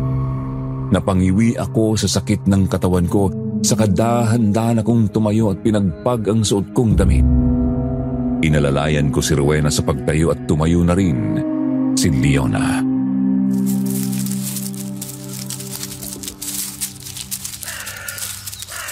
May kubo doon, no?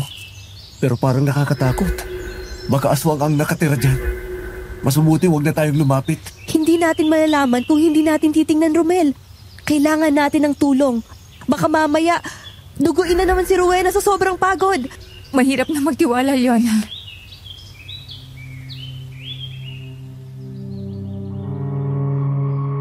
Napatigil naman kaming lahat nang bumukas ang pinto ng kubo.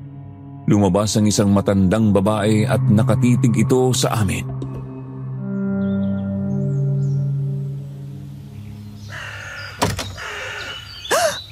Aling Suzima? Kilala mo ang matandang yan? Oo. Siya si Aling Suzima. Ang veteranang albularya na hinahanap ko. Siyang sadya ko rito sa Capiz.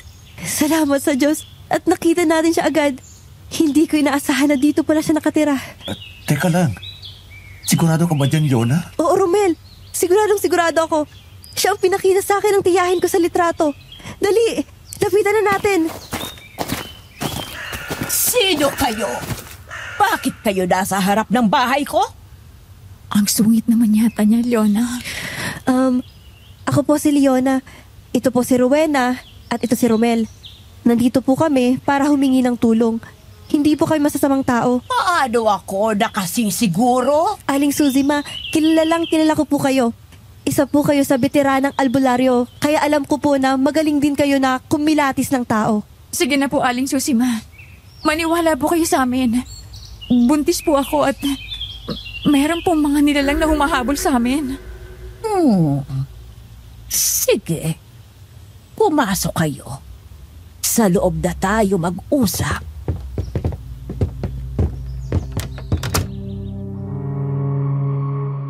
Sinunod agad namin ang sinabi ni Aling Susima. Pagpasok namin sa kubo, agad kong napansin ang kakaibang itsura ng paligid. Puno ng tuyong dahon at halamang gamot ang nakasabit sa gilid ng kisame. May mga garapon na may lamang parang ugat na nakababad sa langis. Sa isang sulok ay may malaking altar na napapalibutan ng mga rebulto, kandila at iba't ibang kwintas na anting-anting.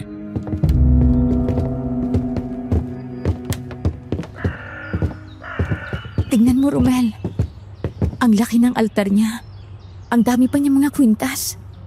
Parang kapareho ng binigay sa'yo ni Chong Isko. Sana nga. Matulungan niya tayo, mahal. Tsaka pakiramdam ko naman. Ligtas tayo dito sa loob ng bahay niya. Hindi tayo naamoy ng mga aswang kagabi. Nang makatulog tayo, malapit dito sa kubo. Sigurado ako, Romel. Ligtas tayo rito. Tingnan nyo naman, no? Napakadami niyang proteksyon at sa pagkakarinig ko, kinakatakutan din siya ng mga aswang. Kaya siguro umalis agad yung mga aswang na yun. Buti na lang talaga. Dito tayo napadpad.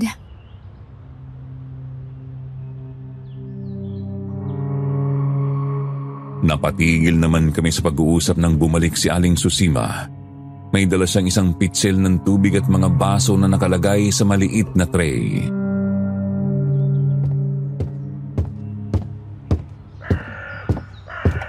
Uminom muna kayo ng tubig. Salamat po, Aling Susima. Walang anuman. O siya, sabihin niyo sa akin kung ano bang nangyari at kung bakit kayo napadpad rito. Ganito po kasi yun. Sige na Romel, sabihin mo na. Sigurado akong paniniwalaan tayo ni Aling Susima at matutulungan niya tayo. Galing po kami ng Maynila. Papunta sana kami ng Capiz dahil may naghihintay na trabaho sa akin. Pero nagkamali kami ng barkong sinakyan namin. May mga aswang po roon. Naloko pala kayo ng mga aswang. Pero bilib ako sa inyo. Nakatakas pa kayo kahit na mas malakas sila kaysa sa ordinaryong tao. Hindi rin namin inaasahan na makakaligtas po kami. Hindi lang sa barko. Nagpanggap din silang konduktor at driver ng bus na sinakyan namin. Hindi nila kami binitiwan. Lalo na ako. Dahil buntis ako, hindi nila kami tinigilan. Kung hindi kami nakatakbot nakapagtago rito, patay na sana ako pati ang anak ko. Hindi na bago sa akin ang ganyang kwento. Ang mga aswang, hindi sila titigil kapag may napili silang biktima. Lalo na kung buntis. Ang dugo ng batang nasa sinapupunan pa ng kanyang ina ang pinakamasustansya para sa kanila. Kaya kahit saan kayo magtago, susundan nila kayo. Kaya pala hindi sila tumitigil. Mabuti na lang at nakarating kayo rito. Nasa ilalim na kayo ng protection ko. Ang kubo kong ito, pati na rin ang paligid. Hindi basta-basta napapasok ng masasamang elemento, lalo na ng mga aswang. Nakita ko nga po. Ang dami niyong mga anting-anting sa altar niyo. Matagal na po ba kayong albularya? Iho, bago pa ipinanganak ang mga magulang mo, albularya na ako. At alam ko rin kung paano pumatay ng aswang. Marami na ako nakasagupa pero wala ni isa sa kanila ang nagtagumpay laban sa akin. Kung ganun, Aling Susima, tulungan niyo po kami makarating sa bayan ng Capiz. Parte na ito ng Capiz, iha. Pero kung gusto niyong makarating sa bayan, kailangan niyong bumaba ng bundok at sumakay ng tricycle. Pero Aling Susima, nabiktima na rin po kami ng tricycle. Yung driver ang nagdala sa amin sa bus ng mag-amang aswang na yun eh. Huwag kayong mag-alala. Bibigyan ko kayo ng langis para malaman ninyo kung mapagkakatiwalaan ba ang taong nakaharap ninyo. Paano po kung ihatid nyo na lang po kami sa sakayan? Hindi ko pwedeng iwanan ang bahay ko. Pasensya na, iho. At saka, masakit na itong tuhod ko. Malayo ang bayan mula rito. Ang taging maitutulong ko ay magbigay ng panangga sa inyo at patulungin kayo dito. Sige po, Aling Susima. Bigyan nyo na lang po kami ng magagamit na panlaban. Lalo na para kay Rowena. Oo. Huwag kayong mag-alala. Aling Susima, ang totoo po niyan kaya po ako pumunta sa Capiz ay para puntahan po kayo. Pwede niyo rin po ba akong tulungan sa problema ko?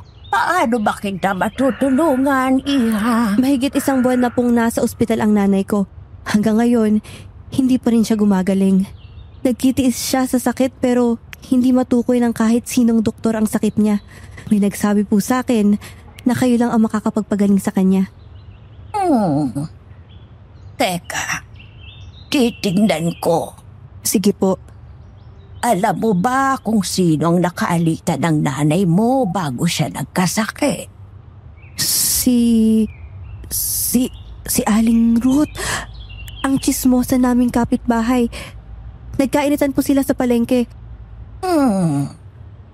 Nako, hindi normal na sakit ang dumapo sa nanay mo. Kinulam siya ng sinasabi mong babae. Hindi lahat ng karamdaman ay galing sa katawan. Minsan, dalayo ng inggit at galit ng kapwa. So, tama po ako? Wala talagang sakit ang nanay ko? Kinulam lang po siya? Oo, iha. Ay, teka lang at may kukunin ako.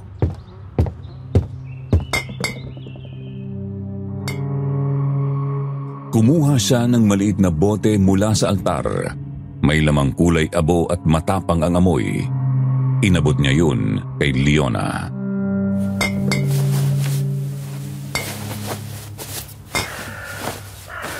Ito ang gamot para sa nanay mo. Pero tandaan mo, hindi ito ordinaryong gamot.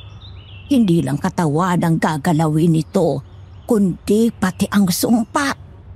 Oras na makauwi ka sa kanya, kailangan niyang inumin ito bago lumubog ang araw sa loob ng 3 magkakasunod na gabi. Huwag mong ipagpapalibat. Salamat po, Aling Susie, Ma. Teka, ito po ang bayad ko. Hindi ko kailangan ng pera mo, Iha. Ang misyon ko sa mundong ito ay makatulong at wala akong hihilingin na kapalit. Maraming salamat po, Aling Susie, Ma. Tatanawin ko po itong malaking utang na loob. Gagaling na rin sa wakas ang nanay mo, Leona. Masaya kami para sa'yo, Leona. Ay, siya nga pala. Kailan niyo balak umalis? Gusto niyo bang dumito muna kayo? Wala namang problema sa akin. Mas lalo pa po kaming matatagalan kung mananatili pa po kami dito. Kailangan na kasi ng nanay ko ang gamot na ibinigay nyo. Naiintindihan kita, Iha. Kami rin po. Kailangan na namin makarating sa bahay na magiging amo ko. Oo, siya sige. Pero bago kayo umalis, magpahinga muna kayo saglit dito. At ihahanda ko lang ang mga dadalhin ninyo. Hindi kayo pwedeng lumabas nang wala kayong proteksyon. May kutob akong minamanmanan pa rin kayo ng mga aswang na yon.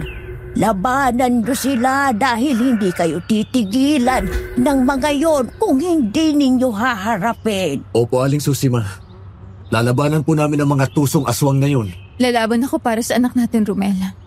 Aaminin ko natatakot ako sa mga aswang na yon. Pero mas natatakot ako mawalan tayo ng anak.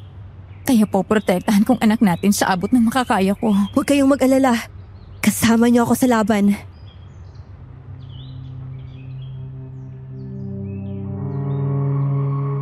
Maya-maya pa dahil sa sobrang pagod, hindi ko na malayan na nakatulog ako sa upuang kawayan habang nakasandal.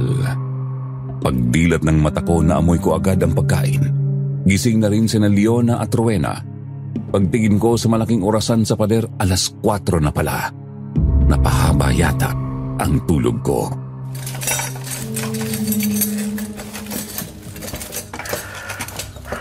Kumain muna kayo. Kailangan nyo ng lakas bago kayo umalis. Salamat po, Aling Susie, Ma. Gutom na rin po ako. Oo nga po. Hindi ba po kami nakapaghapunan kagabi? Ay, sakto pala at nagluto ako ng pakbet. Siguradong mabubusog kayo rito. Sigurado po yan. Ang bango ng niluto nyo. Nakakagana. Oo siya, sige na. Halina kayo sa mesa.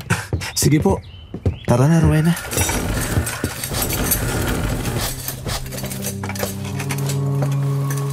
Naglakad kami papunta sa mesa, umupo at kumain ng masarap na luto ni Aling Susima.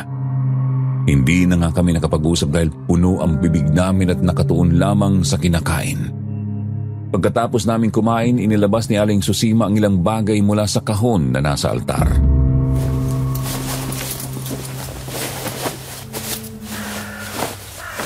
Eto, 3 buntot ng pagi. Gamitin nyo kung mapapalaban kayo sa mga aswang. Kapag tinamaan sila nito, para silang sinusunog. Mahapdi at hindi agad naghihilom ang sugat. Grabe. Ngayon lang ako nakakita ng ganito. Sigurado po ba talaga kayong makakatulong niya? Oo, Iha. Subok na ito mula pa sa mga ninuno ko. Kahit ang pinakamalakas na aswang ay iilag sa bagay na to. Maniwala ka kay Aling Susie, Ma. Veterano na siya sa mga ganyan. Rowena, para sa'yo naman to. Kwintas na gawa sa pulang tela na may orasyon. Kapag dumikit ang aswang sa balat mo, mapapaso sila. Talaga po? So, ibig sabihin, hindi na nila kami masasaktan ng anak ko? Hindi ka nila mahahawakan ng basta na lang. Wala silang ibang gagamitin na sandata laban sa'yo. Tulad ng kutsilyo o itak. Wala naman po kami nakitang dala nila. Mas mabuti yon para kapag nakasalubong nyo sila, mas madali na lang para sa inyo na patayin ang mga halimaw. Salamat po rito, Aling Susima. Walang anuman, Rowena. Basta't ingatan mo yan, ha? Opo, iingatan ko po ito. Leona, eto ang langis. Kapag sinaboy sa mata ng aswang yan, mabubulag sila. May orasyon din ito. Salamat po, Aling Susima. Romel, hindi na kita bibigyan dahil may kwintas ka na ng San Benito. Sapat na yan para protektahan ka. Basta't magtiwala ka lang. Walang magiging bisa yan kung mahina ang paniniwala mo. Yun ang dahilan kaya nagawa ka pa nilang lapitan noong una. Bigay po ito ng tiyo ko. At tama po kayo. Kasi nung nahawakan ito ng aswang, napaso siya na para bang nasusunog. Epektibo talaga yan. Basta't maniwala ka lang. Opo, Aling Susima. Maraming salamat po talaga sa tulong nyo. Mas kampante na kami ngayon na hindi na basta-basta masasaktan ng mga aswang na yun. Walang anuman. Lumapit muna kayo at babasbasan ko kayo.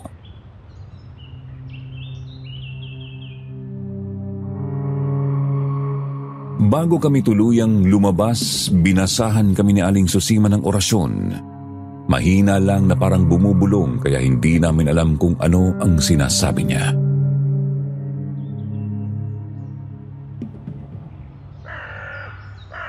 Gagabayan kayo ng ating Diyos. Aling Susima, nakalimutan po namin itanong kung saan po ang daan palabas rito. Papunta sa bayan. Kung babalik pa kasi kami sa dinaanan namin, baka wala rin kaming mahanap na tricycle. Nakikita niyo bang malaking puno na yon? Diretso lang kayo sa likuran nun. Maglakad kayo hanggang makarating kayo sa maliit na eskinita na pinalilibutan ng mga mahahabang damo sa gilid. Paglabas niyo roon, maraming kabahayan ang makikita ninyo at may tricycle na nakatambay lang. Pero may kalayuan lang talaga. Gaano po kalayo? Mahigit 5 kilometro. Ang layo pala talaga, no? Wala na po bang iba? Wala na, iha. Sige po. Mukhang kailangan na talaga naming umalis ngayon para hindi kami gabihin sa daan. Sige na, mga anak. Mag-iingat kayo.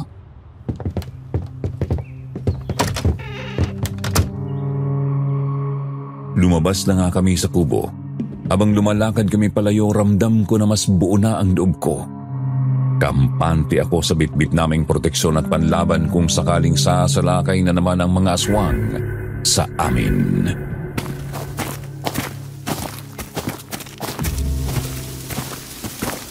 Palubog na ang araw. Bilisan na natin ang paglalakad. Grabe naman ang lugar na to. Wala man lang ibang dumadaan. Paano kaya kung magka-emergency si Aling Susima? Paano siya nakakatira sa lugar ng ganito? Ay, siguro. Nasanay na siya rito. Tsaka may mga kamag-anak naman siguro siya sa bayan. Baka binibisita lang siya. Mas gusto kasi ng mga matatanda na lumagay sa tahimik. Tsaka veteranang albularyo yun. Kaya kaya niya na ang sarili niya. Teka lang. Hinihingal na ako eh. Ha? Teka. Maupo muna tayo saglit sa may bato sa gilid. Magpahinga muna tayo. Baka mapaano pa kasi ang baby natin. Sige. Mas importante ang kaligtasan ni Rowena at ng baby. Total, kung abutin man tayo ng gabi rito, may dala na tayong mga proteksyon at panlaban. Tama ka. Hindi tayo dapat matakot.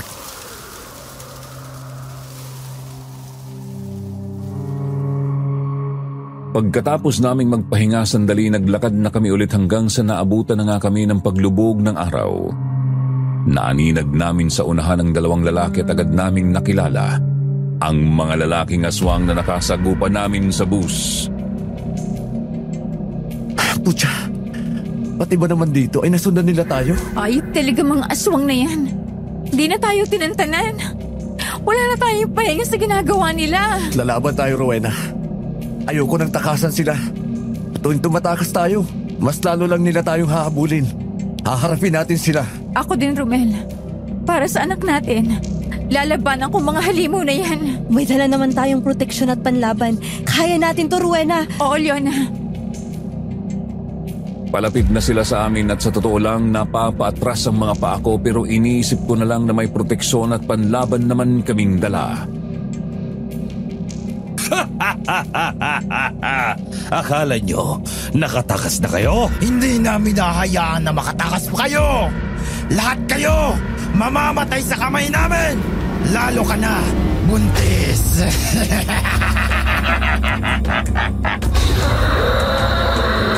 Nagpalit sila ng anyo, mga halimaw na parang gutom na hayop. Mahigpit kong hinawakan ang buntot ng pagi. Inihahanda ang sarili para sa pag-atake nila. Anak, huwag ka mag-alala. Ililigtas ka ni Mama. Kailangan nating gamitin ang lahat ng proteksyon. Oo, Romel. Ngayon pa ba tayo aatras na may dala na tayong proteksyon at panlaban? Tama ka, Leona. Pagbabayarin natin sila sa ginawa nilang pangluloko sa atin. Isa silang malaking perwisyo. Amang, sugurin na natin sila! Sobrang bilis ng galaw nila kaya bumulusok ako sa lupa habang nasa ibabaw ang isang aswang. Nahawakan naman niya ulit ang kwintas ko kaya napaatras siya at nanginig nang mapaso siya. Agad ko naman siyang sinipa. Mabilis kong kinuhang buntot ng pagi at kinampas ang katawan niya. Eto pa! Saluhin mo ito! Hayop ka! Magbabayad ko sa panlulokong ginawa niyo sa amin! Tama na! Nanginginig ang katawan niya sa lupa habang hinahampas ko siya. Hindi na rin siya makalipad dahil nanghihina ang katawan niya sa bawat hampas ko. Hindi pa ako nakontento kaya mabilis akong kumuha ng bato at pinupok ang ulo niya dahil sa galit. Napadlingon naman ako kay Leona na tumilapon sa lupa at hindi makabangon. Leona! Romeo! Anak! Buhay ng anak mo ang ginawa mo! Buhay din ng anak mo ang kukunin ko sa'yo! Huwag kang lumapit, halimaw! Layuan mo kami ng anak ko! Rowena! Mabilis na sumugo ng aswang para tangin siya, ngunit bigla itong nanginig at sumigaw nang mahawakan niya si Rowena. Nintak! Bakit ako napaso? Hindi mo ako mahahawakan, aswang! Hindi! Hindi pwede! Papatayin kita! Bago pa nakalapit ulit ang aswang kay Rowena, hinampas ko siya ng buntot ng pagi sa likuran. Napatras siya at napaluhod. Agad namang lumapit si Leona sa amin at isinaboy sa mga mata ng aswang ang langis na ibinigay ni Aling Susima. Ang sakit! Ang sakit ng mata ko! Mga walang iya! Nararapat na bulag ka! Halimaw! Tapusin na natin siya, Leona! Oh, Romel! Nararapat lang na mamatay siya! Pinaghahampas namin ang aswang hanggang sa tuluyan ng manghina ang kanyang katawan. Kumuha naman ako ng bato sa gilid at pinupok ko sa ulo niya hanggang sa nangisay at nawalan ng buhay.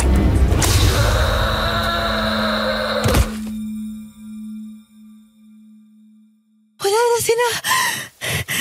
Nagtagumpay tayo. Oo nga. Nakakapagod. Mahal,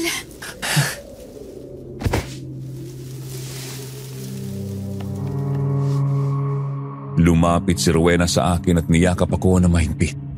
Umiiyak. Hinaplos ko ang likuran niya upang pakalmahin siya.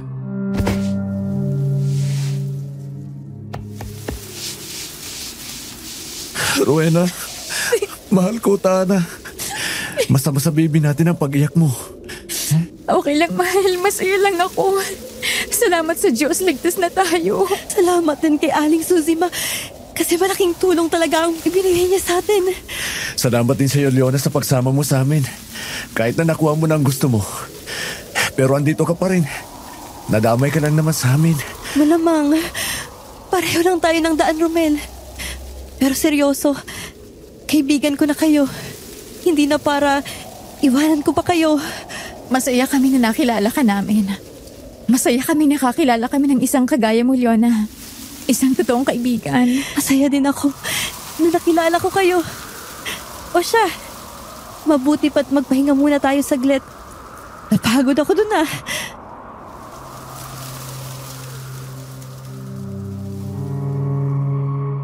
Nagpahinga muna kami saglit dahil hingal na hingal kami.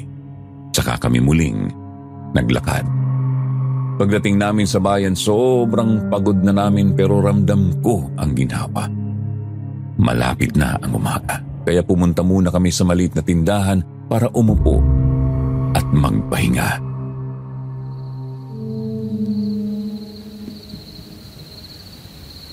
Sa wakas, nakuha ko na rin ang gamot ni nanay. Makakauwi na ako sa amin. Gagaling na rin siya. Masaya kami para sa iyo, Leona. Agad namin na gumaling ka agad ang nanay mo. Napakabuti mong anak. Kaya sigurado kami na pagagalingin ng Diyos ang nanay mo. Sana nga, Romel. Kayo, ano bang mga plano nyo? Hindi ko pa alam, Leona. Hindi kasi ako sigurado kung maabutan ko pa ang trabaho na naghihintay sa akin dito sa Capiz. Tsaka hindi na ako komportable dito sa lugar na ito. Ayoko nang maulit pa ang nangyari. Eh di, umuwi na lang kayo. Bumalik kayo sa lugar nyo. Doon, mas safe kayo kasi may pamilya kayo at kakilala. Pero hindi magkakasya ang pera namin para sa pamasahe sa barko. Sakto lang ang dala namin. Kasi akala namin, makakapagsimula ulit ako ng trabaho dito. Pera lang pala ang problema nyo eh. Huwag kayong mag-alala. Matutulungan ko kayo sa bagay na yan. Oh, talaga? Naku, wag na. Nakakaya naman sa'yo. Sus! Para namang wala tayong pinagdaanan. Magkakaibigan na tayo. Kaya hayaan yung tulungan ko kayo. Salamat, Leona, ha? Ang bait mo talaga. Sus, maliit na bagay lang. Sumabay na kayo sa akin. Mag-eroplano tayo pa uwi ng Maynila. Ha? Eroplano? Naku, Leona. Ang mahal ng ticket sa eroplano. Ayos lang yun. Para sigurado tayong hindi na tayo magkakamali ng barko na nasasakyan. Tsaka, may pera naman ako. Pera? Siguro mayaman kayo, no? Nasakay lang ng eroplano? Mayaman na? Oo naman. Kamahal-mahal kayo ng ticket sa eroplano.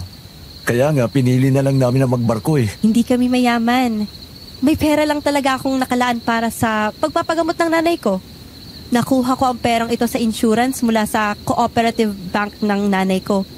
Hindi ko naman nagalaw ito kaya itutulong ko na lang sa inyo. Ang bait mo naman sa amin, Leona. Hulog ka talaga ng langit. Sus, nabola ka pa. Basta ako nang bahala. Tsaka pagkarating natin sa Maynila, bibigyan ko kayo ng pera para panimula ng panegosyo. Para hindi mo na kailangan pang magtrabaho sa malayo. Talaga? Seryoso ka ba dyan? Mukha ba akong nagbibiro, Romel? Wag na. Sobra-sobra na ang tulong mo sa amin. Hindi ko yan matatanggap. Ako, Romel, hindi ka kayang bahayin ng pride mo. Sige na, tanggapin nyo na ang tulong ko. Hindi rin naman yun ganun kalaki. Sapat lang yun para mabuhay kayo ng maayos, pati ang magiging anak nyo. Isipin nyo na lang na ibinigay ko ito para kay baby. Para mabigyan nyo siya ng magandang kinabukasan. Romel, eto na yung pagkakataon natin. Tanggapin mo na. Gagamitin naman natin sa tama ang pera. Isipin mo kinabukasan ng anak natin. Isa pa, pwede nating ibalik kay Leon ang pera kapag kumita na tayo ng maganda. Oo nga, Romel. Tamang-tamang sinabi ni Rowena. Maging praktikal ka. Maganda naman ang trabaho ko. Hindi ko na kailangan ang sobra-sobrang pera. Lalo na at sigurado akong gagaling ang nanay ko. Hindi ko akalain na ganyan kakabait, Leona. Nakakayaman tanggapin. Pero sige, para sa anak ko. Para mabigyan namin siya ng magandang bukas. At mapatunayan ko sa mga magulang ni Rowena na karapat dapat ako sa anak nila.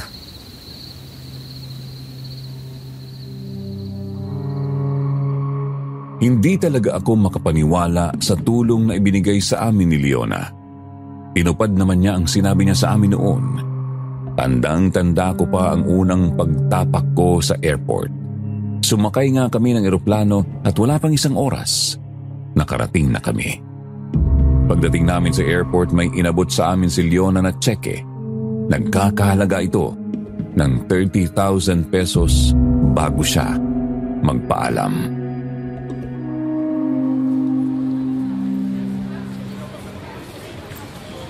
Hanggang sa muli nating pagkikita, Romel at Rowena. Mag-iingat kayo ha. Good luck sa business nyo. Maraming salamat, Leona. Hindi ka namin malilimutan. Mag-iingat ka, Leona.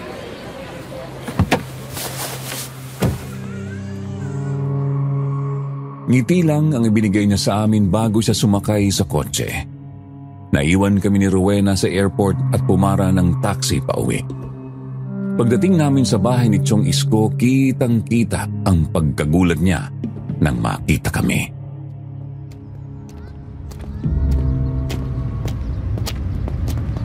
Romel! Rowena! Kami nga po, Chong. Teka, namabalik ba talang ba ako? Totoong nandito po kami, Chong. Napagdesisyonan po kasi namin na wag nang umalis at dito na lang sa atin. Aba, magsabi ka nga ng totoo, Romel. May nangyari ba sa inyo sa Capiz? Mahabang kwento po, Chong. Diyos ko, sinasabi ko na nga ba? Halika, mapo muna kayo dito. Kukuha muna ako ng tubig. Sabihin mo sa akin kung ano ang nangyari sa inyo, ha? Wala akong pakialam kahit gaano pa kahaba ang kwentong yan.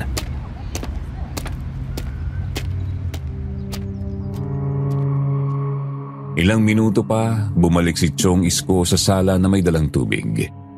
Ikinuwento na nga namin sa kanyang lahat ng nangyari at humingi kami ng paumanhin dahil hindi namin nasunod ang bilin niya. Nagulantang naman siya sa nalaman niya at niyakap kami ng mahigpit dahil sa kabila ng nangyari, nakauwi pa daw kami ng ligtas. Kahit kami nga, hindi din makapaniwala na nakaligtas pa kami sa pangyayaring yun.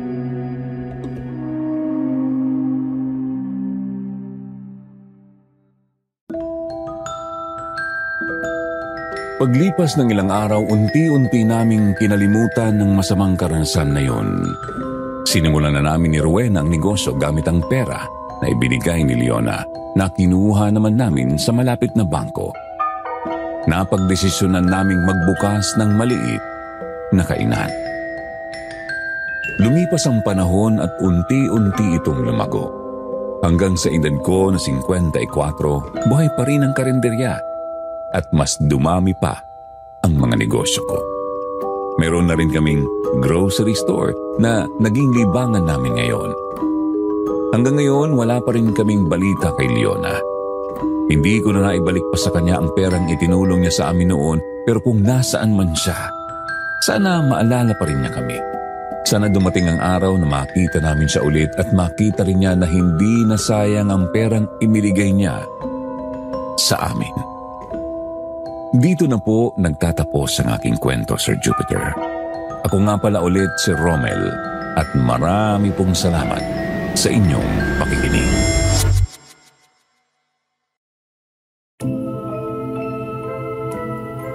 Hello po, listeners. Natapos na ang kwento ni Romel. Nag-enjoy ba kayo? Grabe, mixed emotions ang naramdaman ko sa kwentong to. Maraming salamat pala, Romel, sa pagbabahagi ng iyong kwento. Ang intense nang nangyari sa inyo. Minsan talaga, dahil po sa kakapusan sa pera, napipilitan tayong gawin ang mga bagay na hindi natin akalaing pwede nating ikapahamak. Aaminin ko noong una, nainis ako kay Rowena. Tigas kasi ng ulo, no? Madaling matakot at mareklamo. Pero nang muntik na siyang makunan, doon ko nakita ang pagbabago niya. Lumabas ang pagiging isang mabuti niyang ina. Natuto siyang maging alerto, maingat at handang lumaban para protektahan ang anak niya. Ang kwento pong ito ay nagpapakita na handang gawin ng isang ina ang lahat para sa anak, kahit paharapin at labanan ng kanyang mga kinatatakutan. Tumagos naman sa puso ko ang sinabi ni Leona na mas mahalaga ang kalusugan at kapakanan ng pamilya kaysa sa maraming pera.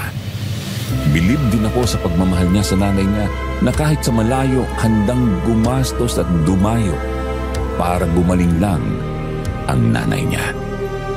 Para sa lahat ng nakikinig, ang mapapayo ko lang, trust your instinct. Kapag nagdadalawang isip kang pumunta sa isang lugar, ay sus, huwag ka nang tumuloy pa. Huwag mong isakripisyo ang buhay mo para lang sa pera. Isa pa pong napagtanto ko, ang mga nagmamadali at di marunong maghintay, madalas nadidisgrasya at paulit-ulit na nagkakamali sa buhay. Kaya sana magsilbing aral sa ating lahat ang kwentong ito. Ito pong muli ang inyong lingkod, Jupiter Torres. Hanggang sa muli po, mga katakip silim. Maraming salamat sa inyong lahat.